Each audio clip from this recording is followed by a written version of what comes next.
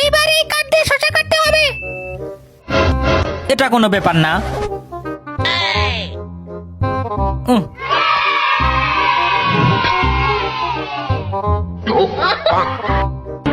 পরবর্তী স্টেপ। শেষ স্টেপ। যদি তুমি আবার চেয়ে বেশি খেলো তাহলে তুমি পাস।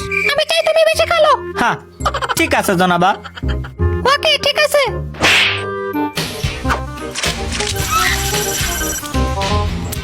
এইবার তোমার পালা। ভাই রাজু তো হেরে যাচ্ছে, কেন তুমি এখনো গেম খেলায় ব্যস্ত আছো? এবারও আমি তোমাকে হারিয়ে দেব।